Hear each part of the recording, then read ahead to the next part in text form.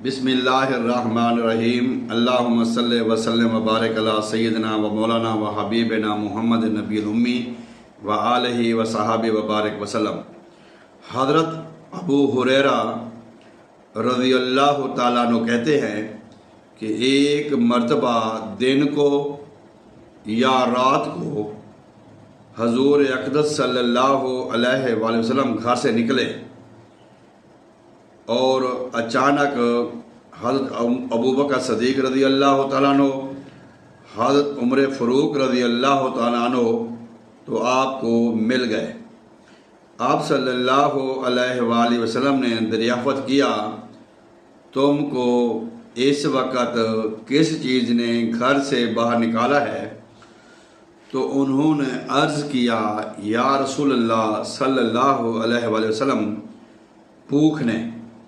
آپ صلی اللہ علیہ وآلہ وسلم نے فرمایا، قسم ہے اس ذات کی جس کے ہاتھ میں میری جان ہے، مجھ کو بھی اس چیز نے گھر سے نکالا ہے جس نے تم کو۔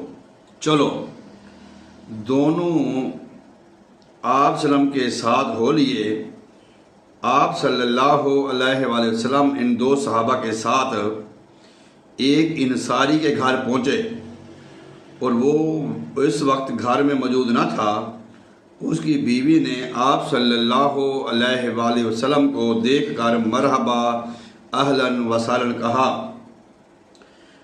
حضور اقدس صلی اللہ علیہ وآلہ وسلم نے پوچھا کہ فلاں شخص کہاں ہے، یعنی آپ کا شوہر؟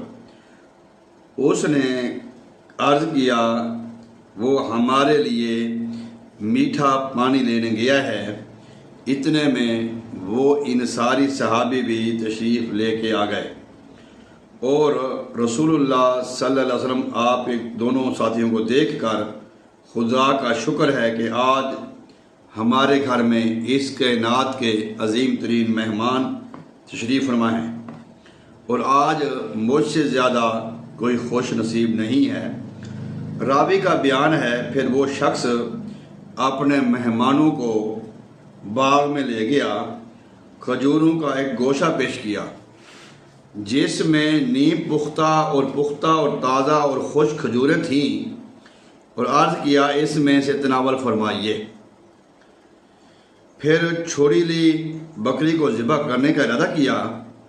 جناب رسول اللہ صلی اللہ علیہ وسلم نے فرمایا، دودھ کی بکری کو ذبح نہ کرنا۔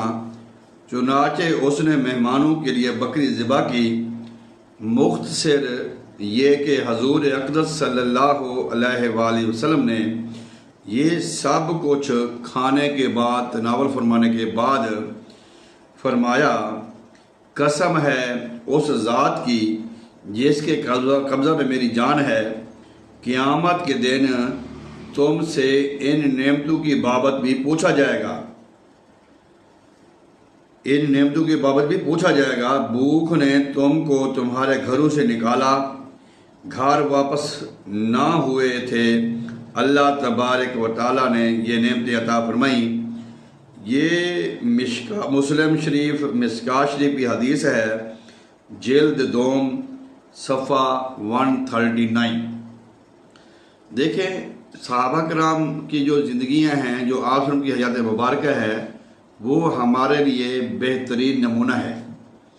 اب ہم تو اپنا کما کے سال کی روزی جمع کر کے بھی اللہ کا شکر ادا نہیں کرتے، ہم ناشکری کرتے ہیں، اللہ تعالیٰ کی نافرمانی کرتے ہیں۔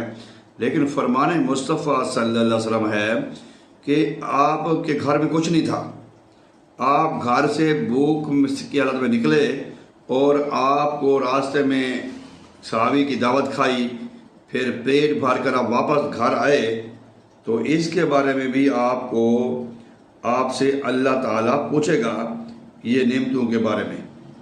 اب اس سے آپ اندازہ لگائیں کہ ہم کہاں گھوم رہے ہیں۔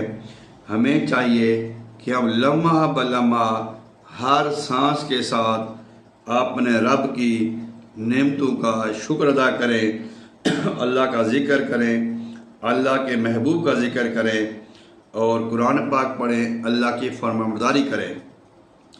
حضرت ابو ہریرہ رضی اللہ تعالیٰ عنہ کہتے ہیں کہ حضور اقدس صلی اللہ علیہ وآلہ وسلم نے ارشاد فرمایا کہ بندہ کہتا ہے میرا مال کہتا رہتا ہے، حقیقت یہ ہے کہ اس کا مال ہے ہی نہیں، وہ صرف 3 چیزیں ہیں، ایک تو جو کھایا ختم کر ڈالا، دوسرا پہن کر بسیدہ کر ڈالا، تیسرا اللہ کی راہ میں خرچ کر کے آخرت کے لیے ذخیرہ بنا دیا، باقی سب مال تو جو چھوڑ گیا وہ تو وارثوں کا ہے، وہ تو وارثوں کا مال ہے۔ تو ہم کیوں نہ ایسا کریں کہ ہم اللہ کی بارگاہ میں خرچ بھی کریں، اللہ سے آگے گریہ داری بھی کریں، اللہ کی حمد و ثنا بھی کریں۔ اللہ تعالی ہم سب کی حفاظت فرمائے اور ہم سب کو صحت و عافیت کے ساتھ رکھے۔ السلام علیکم۔